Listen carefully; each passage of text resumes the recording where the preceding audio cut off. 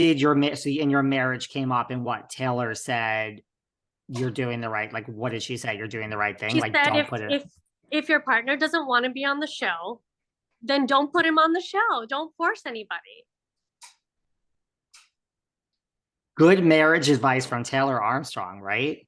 And we all know Taylor's journey, and I mean, she just had such kind energy, and if I were to talk about one person that just was just amazing. I mean, everyone was incredible, but Heather Gay. I mean, I was sitting in her hotel room. Heather Gay's changing.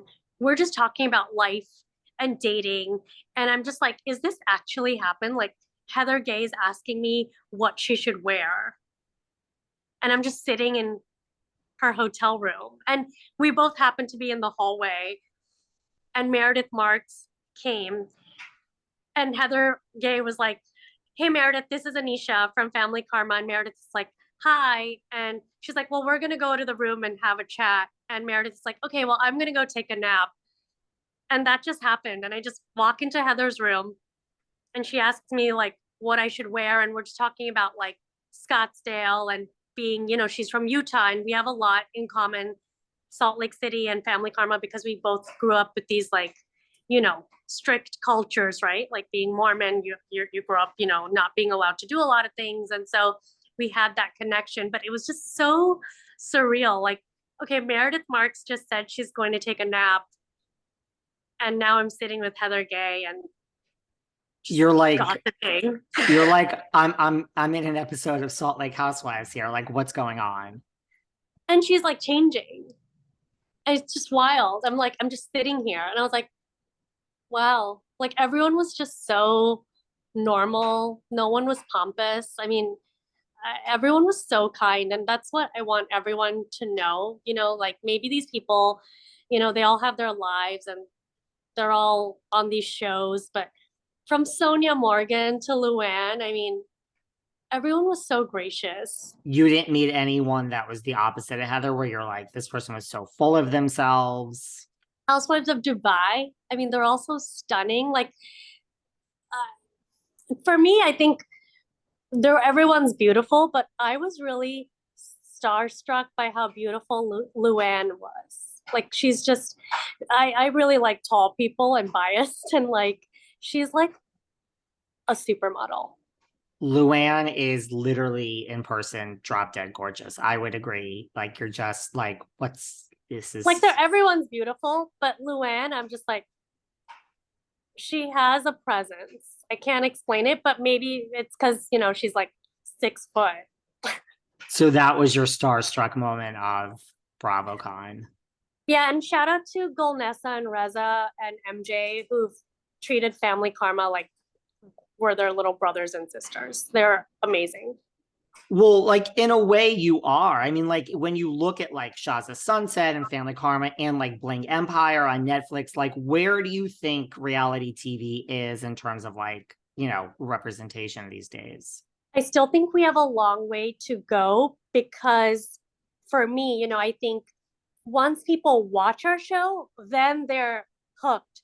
But to get people to watch our show, it's something new. It's something they may not understand that, they need some, guidance to watch our show. So I urge listeners of your show and people who might hear this, just watch our show, watch the first episode. It's like when I watched Game of Thrones, I get it. It took me like 5 tries to watch the first episode of Game of Thrones. And now, obviously, I'm like obsessed with Game of Thrones. Like, who isn't? So it's like kind of like that for me with our show because it is new. Well, I'm not. I tried to watch the first episode of Game of Thrones and I said, I don't have a minute to spare. Why am I forcing myself to watch this? Everyone else tells me exactly what you told me. And I'm like, I just can't. But I understand I've missed out on a whole wonderful something in the world. But yes, Family Karma is a great show for everyone who is not watching it. It's phenomenal. Shaw's of Sunset was phenomenal. Bling Empire is phenomenal. All 3 of the shows I mentioned are phenomenal. I think all the shows are phenomenal. And if you like Bravo, then you should watch all the shows.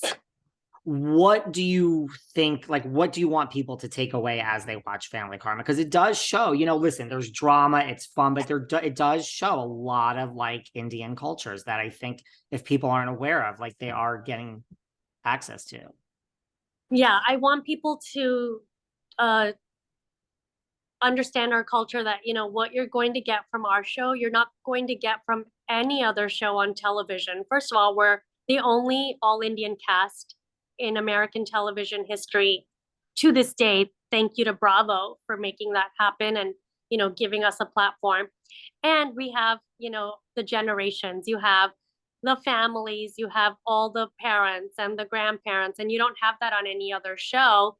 And so a lot of people watch Family Karma with their kids. It's a show you could watch with your family. I love that. Well, not an all Indian cast, but have you spoken to Jessel Taank, we're going to have our first Indian housewife, Real Housewife of New York. New York is recasted. They're rebooting. Like, do you know Jessel? Have you spoken to her? I mean, not that you should know her, but you were in New Yeah. York for a little while. Yeah. Well, there's a billion of us, hon, so I don't know her. I know. Well, that's what I mean. And it's like when someone hears that I'm gay, they're like, so I didn't mean it like that, but just like, have you reached out? Like, I mean, this is a big thing that we're doing here in New York, right? I mean, as we should. I mean, it's New York City. I think, and there's so many Indians and South Asians in New York City. It's such a big part of New York. So I think it's fantastic, and I can't wait to view her journey. And I should reach out. I didn't even think to. So thank you for giving me that idea. I will reach out now. I can't wait to see her, and I'm excited. I'm just like, I just figured, I know people reach out from cross franchises. And what about, as you mentioned your podcast earlier, currently Cringing, where does this name come from? Where did you come up with this name? So I launched this podcast 2 years ago with Dear Media, and I came up with the name because I was literally cringing at my own life. I was 36 on a reality show, no prospects. I had just frozen my eggs the week before, and I was mad about it. And I was just cringing at my life. And I wanted people to know, like, they're not alone. And I want to share my cringeworthy life experiences with everyone from a comedic standpoint. Being one podcast host to the next, like I saw you had MJ on, like you've had some Bravolebrities on, like what do you love about being a podcaster? I love that it's also therapy for me. I don't know if you find that happening. I do.